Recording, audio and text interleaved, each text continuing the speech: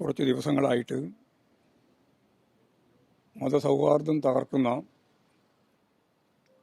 ക്രിസ്തീയ ജനവിഭാഗങ്ങൾക്കെതിരായി ക്രിസ്മസ് ആഘോഷവുമായിട്ട് ബന്ധപ്പെട്ട് വലിയ രീതിയിലുള്ള കടന്നാക്രമങ്ങൾ നടന്നു വരികയാണ്.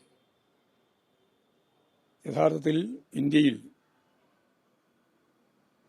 കേരളം ഒഴിച്ചുള്ള ഇന്ത്യൻ സംസ്ഥാനങ്ങളിൽ പല മേഖലയിലും ക്രിസ്മസ് ആഘോഷിക്കാനാവുന്നില്ല എന്നുള്ളതാണ് അതിൻ്റെ രത്നച്ചുരുക്കം. മുസ്ലിങ്ങളെ സംബന്ധിച്ചും ഇതേപോലെയുള്ള പ്രശ്നം തന്നെയാണ് നമ്മൾ അഭിമുഖീകരിച്ചത്.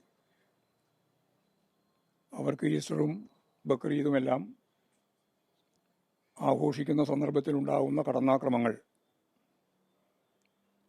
ഓരോ സന്ദർഭത്തിലും മാധ്യമങ്ങൾ റിപ്പോർട്ട് ചെയ്തിട്ടുള്ളതാണ്. ചുരുക്കി പറഞ്ഞാൽ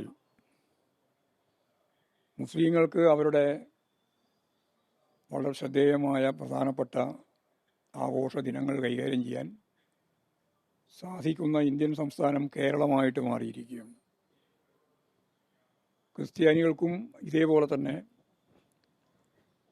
ക്രിസ്മസ് ഉൾപ്പെടെയുള്ള ആഘോഷ പരിപാടികൾ സംഘടിപ്പിക്കാൻ കഴിയുന്ന സംസ്ഥാനമായി അതും കേരളം മാത്രമായിട്ട് നിൽക്കുകയാണ്.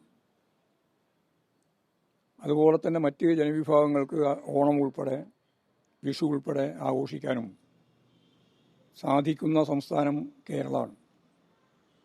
ഇപ്പം മതനിരപേക്ഷ ഉള്ളടക്കത്തോടെ സഹിഷ്ണുതയോടെ എല്ലാ ജാതി മതവിഭാഗങ്ങളെയും ചേർത്ത് നിർത്തി മുമ്പോട്ടേക്ക് പോകാൻ സാധിക്കുന്ന ഒരു സംസ്ഥാനം ഇന്ന് ഇന്ത്യയിൽ അവശേഷിക്കുന്നത് കേരളമാണ് എന്ന് ഈ ഒരു പശ്ചാത്തലത്തിൽ നമുക്ക് മനസ്സിലാക്കാൻ കഴിയുന്നതാണ്.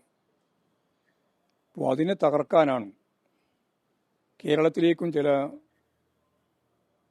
ഇതുപോലുള്ള കടന്നാക്രമ രീതികൾ അവലംബിക്കുന്നത് എന്ന് നമുക്ക് മനസ്സിലാക്കാൻ കഴിയും. പക്ഷേ കർശനമായ നിലപാട് സ്വീകരിച്ച് അതിനെല്ലാം അപ്പം തന്നെ മുളയിൽ തന്നെ നമുക്ക് നുള്ളി കളയാൻ സാധിക്കുന്നുണ്ട്.